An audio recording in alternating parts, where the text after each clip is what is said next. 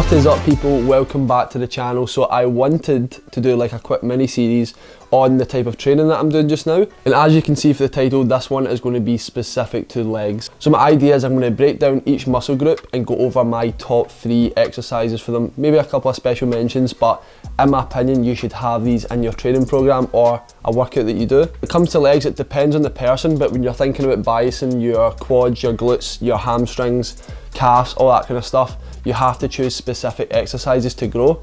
And what I will say is you don't need to do any exercise, but when you do the ones I've chosen correctly, then you're working pretty much every muscle in your leg. Before this video starts, if you want to keep up with this series or any other videos in the channel, remember to hit the subscribe button. We are nearly at 3,000, so we're growing every single day, and I appreciate every single one of you. And if you can, hit the alarm bell, as this will notify you when I've uploaded a new video. Could be the next one to this. So my top 3, number 1 is leg press. The reason why I've chose leg press is because it is a push movement. You can kind of compare this to barbell back squat, goblet squat, hack squat, anything like that. So many things you can do on this leg press. In my opinion, it's the most accessible when you think of like any gym.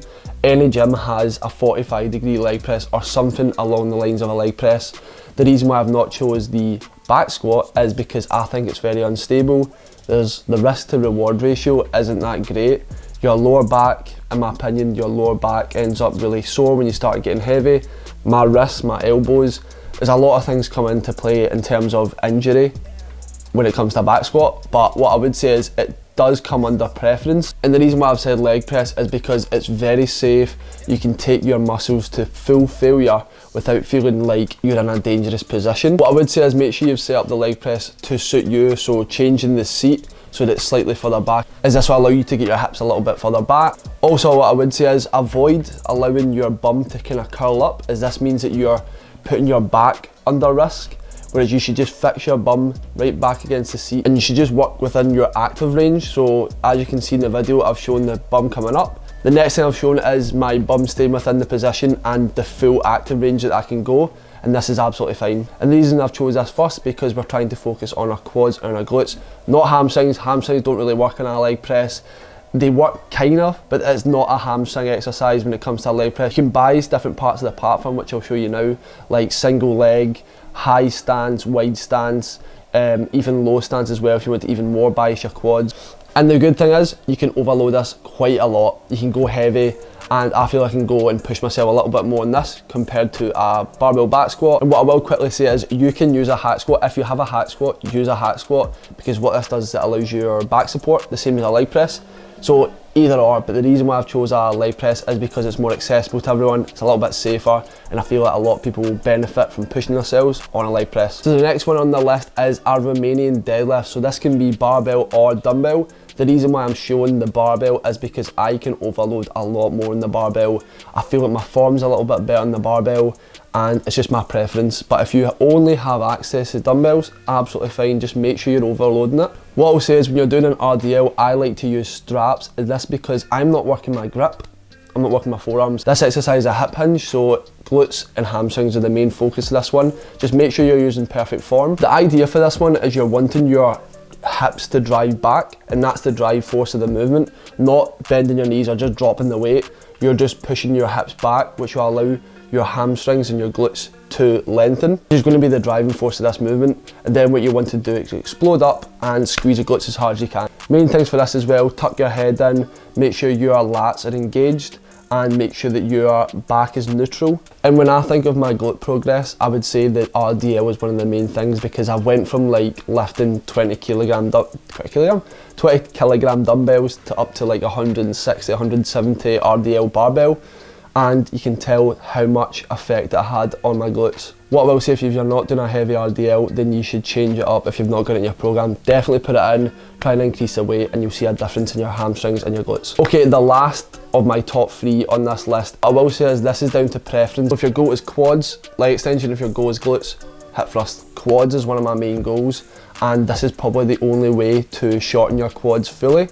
So when you think of the other exercises like a leg press or barbell back squat or like the lunge or anything like that, you are lengthening your quads, so you're going full knee flexion, whereas this one it's focusing more on the top of the movement, so the shortened range. The good thing about this exercise, it's safe, you can overload quite a lot, you can fix yourself in.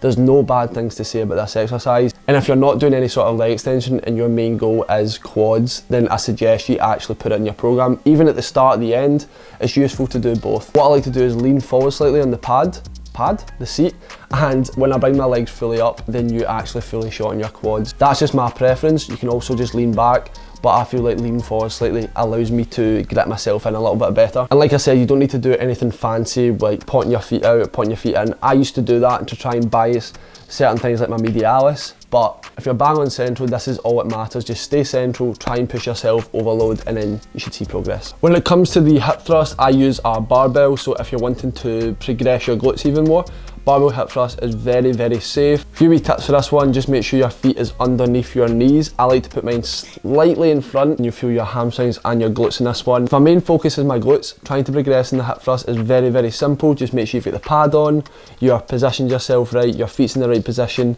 and you feel safe enough to try and overload this one. You could use a dumbbell or the hip thrust machine, but I don't feel like I can progress as much on it. So I went from hip thrusting like 100 kilograms to like 300 on the hip thrust. That and the RDL is when I actually see my most glute growth. What I will do is I'll include one bonus exercise that I feel that you could add in, and what I'll say is probably the best way of doing this, it is the split squat. So I like doing unilateral exercises because I've got some parts of my legs that are actually stronger than others. I would say my left is probably weaker than my right because of my knee. In my opinion, you can definitely see the size difference, but the reason why I put unilateral in is to try and match the strength profile on my left to my right. So I'll start on my left, jump over to my right. The reason why I've chose the Smith machine split squat is because I feel like you're fixed in, it's very safe, you can push yourself even more compared to like an actual barbell when you've got your back's quite unstable. Like, I feel like I can't push myself as much as I could on the Smith machine. And even compared to a dumbbell, I feel like dumbbell is very unstable as well because you're having to hold on to the actual dumbbell. You could elevate your feet either way, so elevate it at the front, in my opinion, to get the full knee flexion. If you've got your foot elevated at the back, you could do that for a more Bulgarian split squat, but in my opinion, neutral stance, then you get activation in your glutes and your quads. But yes, it's good to add in unilateral movements as this will develop a lacking muscle group, and this one specifically, you can overload quite a lot. Now that we've came to the end of our list, you might be asking on rep range and set range, or how do you push yourself, what weight? First off, your rep range, in my opinion, should be sticking towards the 8 to 12 because you're going for more hypertrophy. You're trying to build muscle, so staying within even like the 6 to 12 range for each exercise should be optimal enough to build the muscle. Next thing is sets. I look towards 2 to 3 working sets. Yes, build yourself up, but the 2 to 3 working sets should be the perfect amount to push yourself, go to failure, and see the most growth. Weight wise, you should gauge it so that you're trying to get to failure in the last rep. If you're getting beyond that, like 15, 20, and you're still not hitting failure, you need to up the weight. If you're only getting 2 or 3 reps in the set, then obviously drop the weight until you get the perfect form and hit that rep range. And yes, you can perform each exercise perfectly, but if you're not going to failure, you won't see the most growth. So have at least 1 rep in reserve or 0. Try and go to failure where you actually can't perform anymore. This is where you'll see the most growth. So if you enjoyed this video and you wanted to see any more, make sure you drop it a like. If you're not subscribed to the channel, please do so and support the channel. We're growing every single day. If you're not already, hit the alarm bell as this will notify you when I've uploaded a new video, and it could be one like this. What I'll do is I'll put my socials on the bottom, my TikTok and my Instagram, as I post there pretty much every single day. If you're wanting to see an insight in my life daily, then I suggest you do that. If you are interested in some coaching, I've got spaces. Down at the bottom is in the description is my website. You can apply to the application on there, or just a direct link to the application. Apply yourself on there and I'll get back to you as soon as possible. So yeah, people, stay safe, stay positive, stay grateful, and I will see you in the next one.